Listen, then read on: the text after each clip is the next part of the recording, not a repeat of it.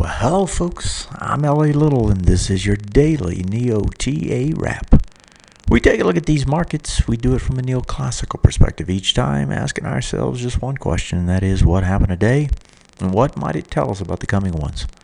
Do the show 4 times a week, every Monday through Thursday. It's broadcast at or before 10 o'clock Eastern Time, archived on YouTube. It's under the channel L.A. Little. If you haven't subscribed, reach up there in the right-hand corner. Subscribe each time content is pushed. You'll get a notification. As far as what did happen today, let's look at the numbers. You had a down day. Remember last night we were talking about the market did not do what it should have done, and that was to go to the upside. Well, the repercussion of that is the downside. They tested down. I thought they'd test down. They tested down pretty hard, though. Russell, almost 2% lost today. Big decline. We talked about the Russell last night as the one we should be watching. You know, the weakest index on the way back is the one you want to keep your eye peeled on and see if it can hold. Did not hold, broke lower, kept going lower, and never recovered. Down everywhere else, over 1% across the board, 1.5% down to about 1% on the NDX. Apple held up today is the only reason that one outperformed. Overseas, you got Hong Kong down tonight, down 2%. They were up last night, I think about 2%. Looks like Taiwan's up a little bit tonight. Shanghai is down. They were down last night. You actually had a pretty big sell-off in Europe. The CAC, the DAX, both of those took a pretty good hit. Gold up slightly, and elsewhere not much happening. You had the dollar down 0.5% today, yet you couldn't get much of a lift at all across the commodity index. In fact, if you look at the commodity index, and we'll try to do that later, it actually set new lows today overall, with oil down 3%. Looking at the charts, S&P 500, let's start with that one.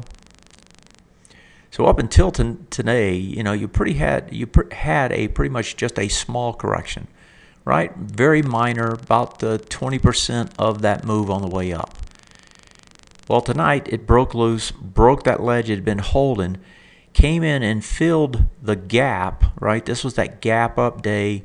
Now, it's not as pronounced here as it is on the NDX and the NASDAQ, but it was a gap up day, finally fills the gap, and now heading back to what should be the support area, which is off of this bar, right about, if I can get it drawn, right about in there.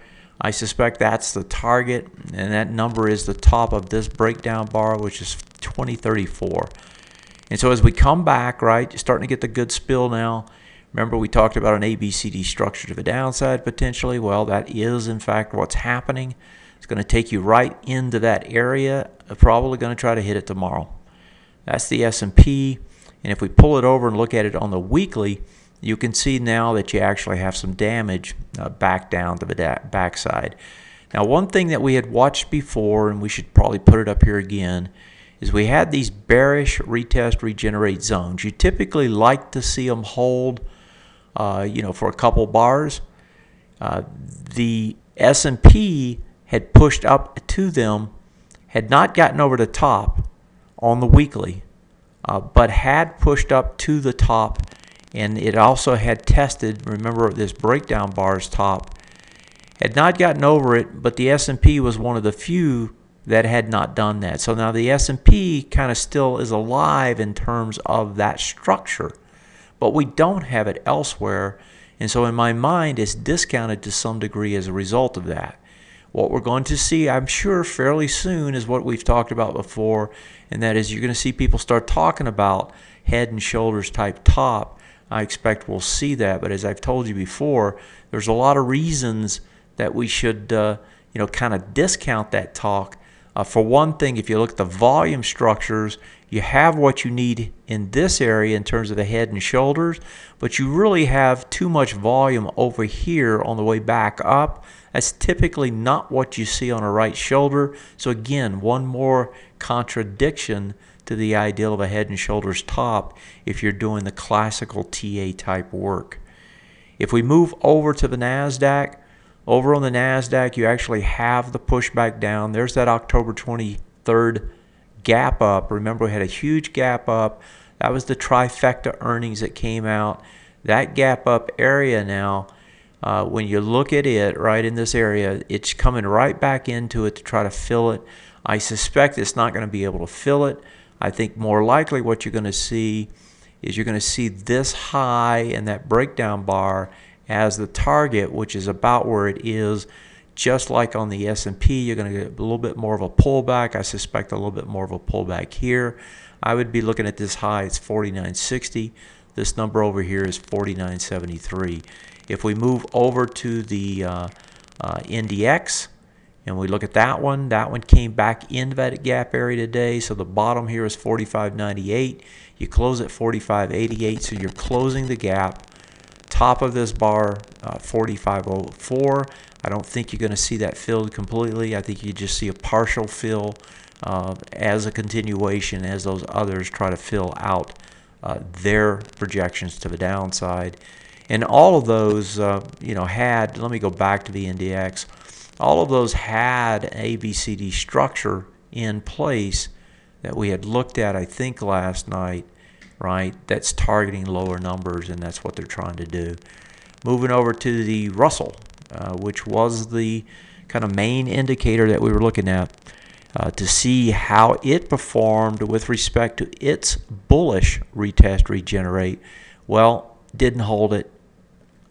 Pushed down into it today, kept going up underneath it. And now it's targeting the bottom of this big wide price spread, heavier volume bar to the upside.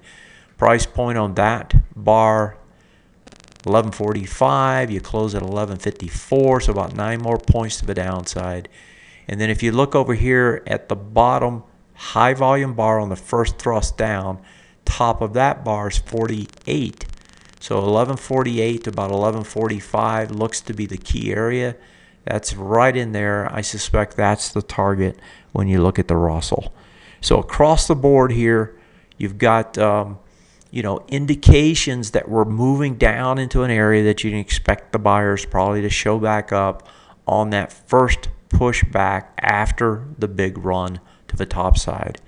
If we look over at the sectors, as a matter of fact, if we first go to the OX markets, because we had an event today that was kind of odd in that we had the dollar pulling back farther. You see it pulling back into its gap area. And if you look over on the FXE and the FXY, which are the primary ones I watch, they're pushing back up into their gap down area off the Fed news, or excuse me, the unemployment news of Friday. Both of those pushing back up there. But if you look at the commodities unable to lift, and in fact commodities making new lows here on the daily, making new lows on the weekly. Commodities look like toast.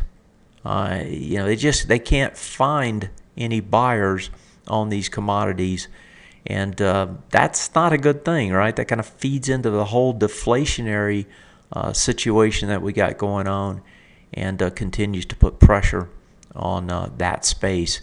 Moving over to the sectors, you've got some breaks starting to take place. They're worth noting, and the reason they're worth noting is on the short-term time frame, almost everything was bullish.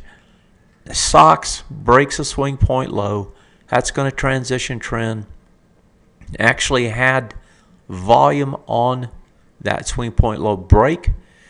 Getting into this top, it'll probably find some support. You got good volume there. But again, your trend transitioning on what is a strong time frame, which is the short-term time frame. And you're seeing it across a number of these stocks. And I'll just point out a few you're getting close to. Here's the XLB getting close to a swing point low to break. If we go over the XLE is coming down into that swing point to try to break it. XLF sitting right at the swing point low tonight. That low is 24.05. Tonight you close at 24.12. If you look at the industrials coming down right into that area, 53.71, closes at 76. Technology actually broke, I think, today. It was 43.36. Yep, 43.22 breaks under it, so that's another one that's broken. The durables actually broke today, so you had 3 swing point breaks on the sectors. And then on the discretionary is actually breaking as well. Excuse me, it's down there pushing towards it, just like the other 3. So If we go over and we pull up our resources, current trends, market trends, the reason this is important, and let's pull this over so we can see it, is that these bullish, right, are going to change.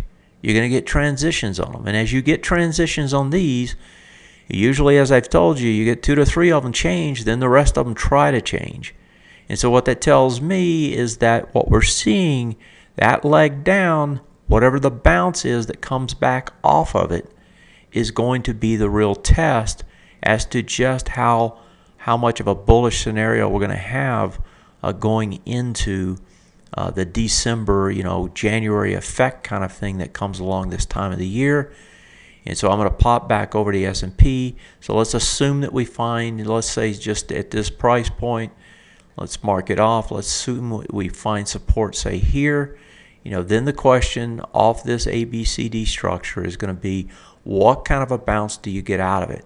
Do you simply come back into this area and set up another ABCD down, or do you lift enough and then get a small one that gives you the way to go back up? This will be the key when we get there. And so my take on all of this, of course, is that after you have a huge run like this, it's very hard to just go back down like that, right? It's just very hard. Is it possible? Sure. In this market, anything is possible. As a matter of fact, in any market, anything is possible. But, you're playing the probabilities. You're not playing the outside chances. And so in this particular case, it's like, this move up, you would expect some small pullback to give you an ABCD structure back to the top side to try to actually break out as you come into seasonally the most positive part of the year. So this will be the key. This is going to be what you're going to want to watch as this thing comes back. But when you look at the market trends and you see these starting to transition, if they don't arrest this pretty soon, it's not going to be a good scenario for the market overall. So that's where we're at tonight. What do we think is going to happen tomorrow? When we look at these indexes, probably a push down and then some sort of a bounce or at least a sideways move after that. All those targets I called out as we went through the show here are worth taking a look at and seeing if we can trade into them and how we trade back out of those if in fact we do. That's it for tonight, folks. Thanks for joining me. If you haven't told a friend, tell one, tell two. Let them know what I do here, what I try to give you on a nightly basis, and give you a heads up in what's driving this market, where the targets are, and what's happening. And I really appreciate it. Help me help you. I'm LA, and this is and was your daily NeoTA wrap. Have yourself a great night. It's Thursday, so I'll see you again Sunday evening where we do the weekly show and we take a little broader perspective. Good night, folks.